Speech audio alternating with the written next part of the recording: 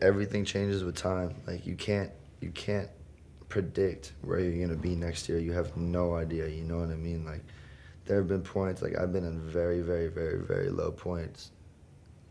Like, you know, shitty situations, horrible situations. And then my mom always tells me, like, time will heal everything, you know what I mean? And even if it's like 5 years later and you're still feeling like, where the fuck, like when I'm waiting for this shit to heal, like nothing's happening. It's gonna take another, you know, few years, you know what I mean? That shit does take time in some situations, but, you know, it will eventually get better. Things will get better. And also you have to be grateful for what you have. Never be ungrateful. It's when people start to be super, you know, like, oh, I hate my life, everything sucks. Gustav Elijah Åhr, better known as Lil Peep, is a beloved musician, known for pioneering his own sound in both rock and rap, fusing the two to help create what's now known as Emo Rap. Although his career was cut short in 2017, his legacy lives on forever. In this video, I'll explain to you exactly who Lil Peep is, as well as how his mom had to fight tooth and nail to get justice for Lil Peep. If I were you, I'd grab a snack, because this story is crazy. Born November 1st, 1996, in Allentown, Pennsylvania, Peep was the second child to his mother, Liza Womack, who was a first grade teacher as well as a big motivator in Peep's life. His father is Carl Johan Åhr, who is a college professor, so as you might imagine, school was a big part of Peep's upbringing, and his mom would actually read to him and his brother every day, well into their preteen years. His nickname as a kid was Peep, or Peepers, hence the name Lil Peep. I got the name Lil Peep because since I was a small baby, my mom has called me Peep. I don't know why, Peepers, Peep. It's just what she calls me. Pretty much everyone in my life calls me Peep, so Lil Peep. At the age of 5, his family moved to Long Island, New York, where Peep would excel in school, becoming a part of the GAT program. No, not that GAT, this GAT, which stands for Gifted and Talented, meaning Lil Peep was really smart. And in this clip, you can hear him speak on his time in Long Island and how it shaped his fashion sense. I'm from Long Island, New York. Fashion doesn't exist there, it just isn't a thing. So that's pretty much where I got my style. People would always copy what I did in high school and shit, and, you know, try to dress like me and whatnot, and it really pissed me off, so I kept changing. For high school, Lil Peep went to Long Beach High and could actually be seen roaming the halls in the background of this video. He would often go out during this time to get smacked with his friends. I'm smacked. And if he wasn't getting faded, he was out freestyling with his friends. Boogie boy, cowabunga on the way. Come to LB, Long Beach. Cowabunga on the way. At the age of 15, Peep's parents separated, and according to his mother, this is the time Lil Peep started to deal with anxiety. As a teenager, Lil Peep worked various odd jobs. Here, you can hear him speak on his time at a seafood restaurant, which he hated. I was kind of like, I was a kitchen bitch at can I curse? Yeah, of course. Okay. I was a kitchen bitch at a seafood restaurant, a local seafood restaurant, where I did a lot of really disgusting shit, like early in the morning. Like at 7:30 in the morning, I would have to cut up a bunch of fucking squids, like a whole bucket full of squids.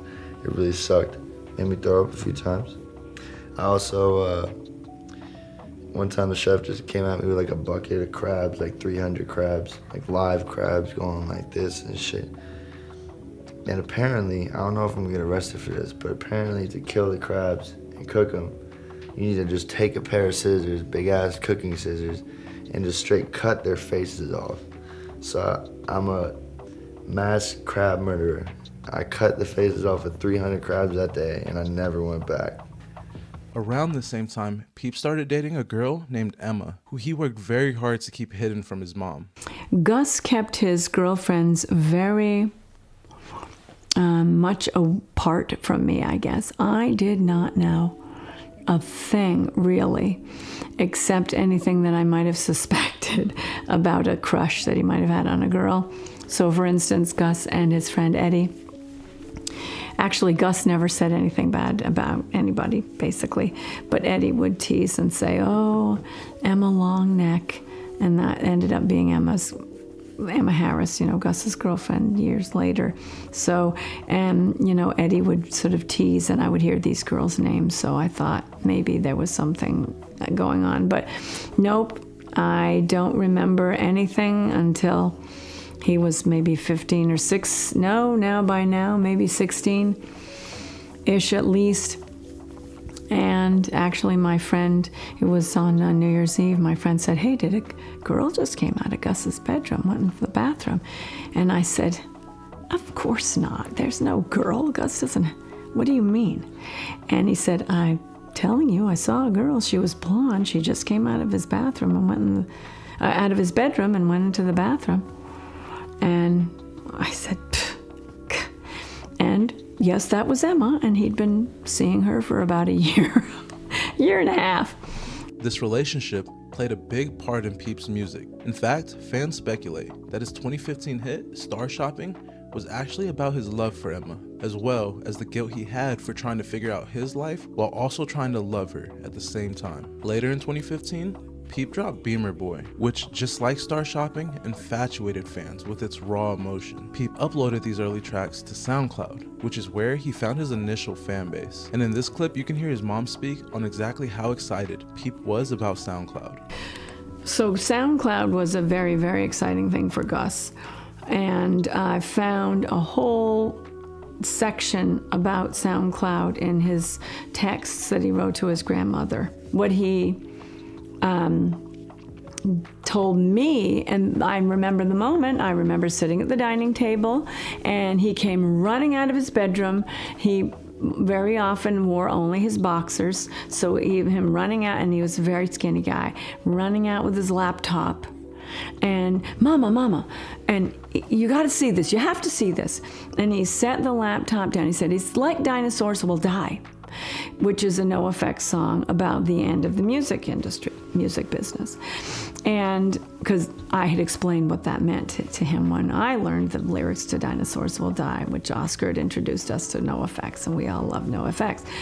And so he said, you have to look at this. There's this thing called, SoundCloud, where anybody can upload their stuff and people will see it. And so all the record labels are completely out of this, the artists themselves. And he showed me, he said, look, all these young people can do this. And I'm old, he said. He was 18. So he was very, very excited about all of that. And what he loved was the collaborative nature of it, that you then could meet people from all over the world and make music together with them, get to know them through SoundCloud, and we don't need this music business. He was very, very excited about it. In order to pursue music full-time, Peep moved to LA in 2016, and for a bit, he was on Skid Row, where he was in and out of homelessness. In 2016, in the spring, Gus became homeless. And he'll call me, Mama, my phone's about to die, the card isn't working. And I say every time, are you with anybody? Because moms want to know, is my son alone or does he have a friend that he's at least with? And it was always, yeah, Tracy. So there was always this Tracy who was always with him. And I thought, okay, thank goodness for Tracy. Tracy's at least sticking by my son. While in LA, he met producer Jay Green, as well as rappers Ghostface and Craig Zen. And together, the boys would create Schema Posse, which sadly was short-lived, as by April, Peep stopped associating with the group. From there, he would join Goth Boy Clique, another LA-based rap collective which featured his close friend, Lil Tracy. In September 2016, Lil Peep dropped Hellboy, which featured songs like Girls, as well as OMFG, that both went on to get tens of millions of plays. All of this success led to his first solo tour, which was around the US and Europe. Once the tour was completed, Peep left Goth Boy Clique and moved to the UK. Fans speculate that this move had a lot to do with his management team. In the UK, he met I Love McConan, as well as Bexy and producer Smoke-a-Sack. And this is where he recorded some of his most iconic work, Come Over When You're Sober Part 1 and 2. Part 1 released on August 15th, 2017, and was followed by another world tour. Sadly, this tour was cut short, as Peep died on November 15th, 2017, due to a Xanax and fentanyl overdose. Rapper Lil Peep died before he was set to perform in Tucson for his Come Over When You're Sober tour. 21-year-old Gustav Åhr's UK representative confirmed the news on Instagram. His manager says Lil Peep was taken to the hospital following an overdose. He posted a video on Instagram talking about taking 6 Xanax, and another photo showed him with pills on his tongue just hours before his show at The Rock on Park Avenue was supposed to start. The rapper is known for his emo lyrics, often about depression, drugs, and suicide. A lot of people in the rap community speaking about this on social media this morning. His manager is devastated, and a lot of people here in Tucson saying they were at the show or know someone who was there who said that there was chaos when they announced what had happened. The day of Lil Peep's death, he was set to perform in Tucson, Arizona, at an avenue called The Rock. Lil Peep would post leading up to the event, reminiscing on his time being homeless, as well as showing off some fans who came to see him. Crazy enough, just one day before he passed, he posted this picture with the ominous caption, "When I die, you'll love me." In some other alarming post, you can see Peep abusing Xanax. Now, it's not exactly clear how Peep got the pills, which contained a deadly dose of fentanyl, but there has been speculation to multiple people, including his own management team. You see, Lil Peep was signed to First Access Entertainment, who used shady business practices to keep control over Lil Peep. Knowing that he was already dealing with substance abuse, his manager, Belinda Mercer, would quite literally feed Peep and his friends drugs, with another performer on the tour, MacNed, stating that Mercer acted like a pimp to the artists on tour, offering them drugs for their performance and for maintaining a sexual relationship with her. Another person who was accused of supplying Peep with these laced pills was none other than Mariah Bonds, a fan who was with Peep the day he died. In the wake of his death, messages surfaced showing Mariah Bonds bragging about getting goth boy clique high AF, as well as saying that she left because Lil Peep fell asleep. Crazy enough, Mariah's brother Nick was the subject of Lil Peep's last tweet because Nick was in jail, and Lil Peep tweeted, "Free my biggest fan, Nick Bonds." Ultimately, Tucson police dropped the case and closed it, with nobody held responsible for his death. Fans, along with the music industry, were in distraught, with many coming out to share their feelings about Peep's tragic death. This included his ex-girlfriend Bella Thorne, who said, "Peep, you deserved more out of life. Life didn't do your greatness justice," as well as Post Malone, who shared the two's final moment together.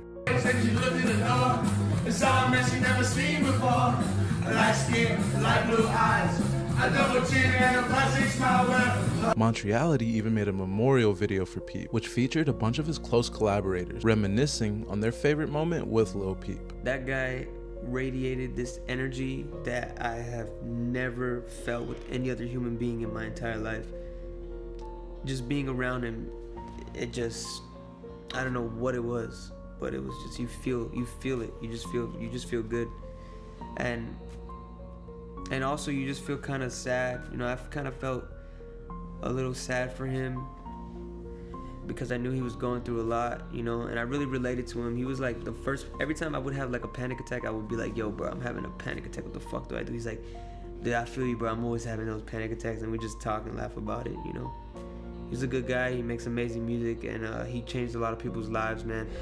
And I just remember what like a sweet person he was. And I remember like, you know, I mean with Peep, it just goes way back because I knew him when he was on Zero. And I remember somebody just hit me up and was like, "Hey, check out this music video. You might be down to premiere on a No Jumper." And I don't know, with Peep, it's like he was such a sensitive, like kind person that just the more and more that he got exposed to all the evils of the world, it was just the more and more like heartbreaking in a weird way, even though it was amazing to see him just transcend like the scene that he was a part of and just become so huge. The person who was hurt the most by his death was his mom, who's been seen in multiple videos reminiscing about her time with her late son. Gus did it. He lived his own life on his own terms. He was a stubborn, driven, talented, crafty, observant, and tender young man. Gus was also vulnerable.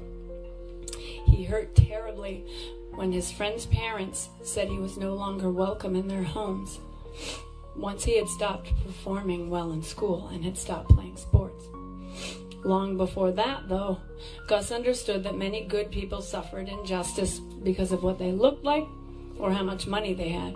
After he died, Peep's musical fanbase grew exponentially because for many, this was the first time they ever even heard the name Lil Peep. For myself, I actually heard of Peep a week or two before he passed. And once he died, I quickly dove deeper and deeper into his discography. With all these new fans mourning the loss of Lil Peep, the label felt pressure to take advantage of the moment. So about a year after he died, they dropped Come Over When You're Sober Part 2, which faced a lot of backlash from fans, mainly due to the fact a lot of the recordings were not the same as the original recordings. Obviously upset about how Peeps' career was handled before and after his death, his mom filed a wrongful death lawsuit, which was against his management company, First Access Entertainment. In this lawsuit, she alleged that the managers at this company were both contributing and encouraging Peeps' drug use, as well as supplying him with both prescribed and unprescribed pills. She also claimed that First Access and its employers pushed her son to perform even when he was unwell. All she wanted was justice for her son. And after several years, a settlement finally came in February 2023. The terms were never disclosed, but what was disclosed was the fact that the rights to Lil Peep's music was now in the hands of his mother and his brother, who sought to release the music the way Peep intended it. From this moment forward, slowly but surely, his mom has been releasing all of his unreleased work, as well as the original recordings to songs that the label had already put out. Alongside his undeniable music, his mom is the main reason I believe Lil Peep's name will live on forever. I mean, 7 years later, Lil Peep just did over 8 billion streams on Spotify, and it seems like his fan base is only growing. The subject really touches deep with me, because if I'm being honest with you guys, I've dealt with my own Xanax addiction before. I've even got to the point where I was popping 6 to 8 pills a day. I let the addiction take over my life. I lost friends, money, my sanity for a bit, and my addiction literally didn't end until I took myself out of my hometown and basically gave myself zero access to them. I couldn't imagine if I was a rapper with unlimited access to them. If I'm being honest, I might not even be here. So like Drake said in this clip, Lil Peep's story is a testament to make sure you watch who's around you, because not everybody has your best interest at heart. With all the things that, you know, I just watched the Lil Peep documentary on Netflix, which is really genius documentary, you should watch it. And I didn't really know too much about him at the time, but now all of a sudden I'm just like deeply invested in the career that he had. But it's just really, people don't understand how overwhelming this is for these young kids, man. And I was young, I was young like that too, once upon a time. And you know, some people say they don't, I can never understand how you can't understand till you get here, how insane this shit can be when you're carrying a bunch of people on your back and expected to do so much. And so I would say that that's my biggest accomplishment is just still being here, and I pray that all these guys moving forward just, you know, take it one day at a time, keep the right people around you, and just know that even when it is, you know, it is overwhelming, just know that it's not like, you know, the end, that you know, I just want people to stay around. That's really my biggest thing, you know, that stuff fucks with me when we lose people and stuff like that. If you enjoyed this video, please give it a big thumbs up. And if I earned it, maybe even subscribe so you can see more deep dives like this one. And in case I don't see you, good afternoon, good evening, and good night. How you doing, Ma? You doing good over there, huh? Yeah. That's my girlfriend. She's Puerto Rican. Yeah. Foreign. I got a beer. I'm on the roof with a beer.